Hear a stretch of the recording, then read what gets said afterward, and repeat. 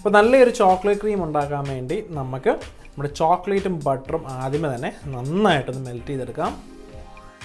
അപ്പോൾ ഒരു കാര്യം പ്രത്യേകം ശ്രദ്ധിക്കണം, നമ്മൾ വെള്ളം തിളപ്പിച്ചിട്ടാണല്ലോ നമ്മൾ മെൽറ്റ് ചെയ്യുന്നത്. അപ്പോൾ മെൽറ്റ് ചെയ്യുമ്പോൾ തന്നെ ഒരുപാട് വെള്ളം തിളച്ചുകൊണ്ടിരിക്കാൻ പാടില്ല. ഏറ്റവും തീ കുറച്ചിട്ട് മാത്രമേ ഉള്ളൂ ചോക്ലേറ്റും ബട്ടറും മെൽറ്റ് ചെയ്തെടുക്കാൻ പാടുള്ളൂ കേട്ടോ. അപ്പോൾ നമ്മുടെ ചോക്ലേറ്റും ബട്ടറും നന്നായിട്ട് മെൽറ്റ് ആയിരിക്കുകയാണ്. ഇത് നമുക്ക് സൈഡിലോട്ട് മാറ്റി വെക്കാം. ഇതിന് ശേഷം നമുക്ക് ക്രീം വിപ്പ് ചെയ്യാൻ തുടങ്ങാം. അപ്പോൾ നമ്മൾ ഉപയോഗിച്ചത് 100% ചോക്ലേറ്റ് ആണ്. അപ്പോൾ അതുകൊണ്ട് നമുക്ക് ഒട്ടും മധുരം കാണത്തില്ല അതിന്. പക്ഷേ ഞാൻ ഷുഗർ എക്സ്ട്രാ ആഡ് ചെയ്യുന്നൊന്നുമില്ല. അതിന് പകരം നമ്മൾ ക്രീം എടുക്കുന്ന സ്വീറ്റ് ആയിട്ടുള്ള ക്രീമാണ് ഞാൻ വിപ്പ് ചെയ്ത് ഇതിൻ്റെ അകത്ത് ആഡ് ചെയ്യാൻ പോകുന്നത് കേട്ടോ.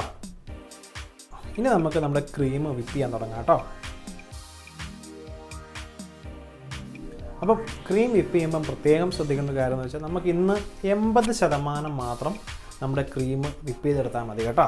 ഒരുപാടായി കഴിഞ്ഞാൽ പെട്ടെന്ന് കട്ട പിടിക്കും. അത് ഒഴിവാകാൻ വേണ്ടിയാണ് അങ്ങനെ ചെയ്യുന്നത്.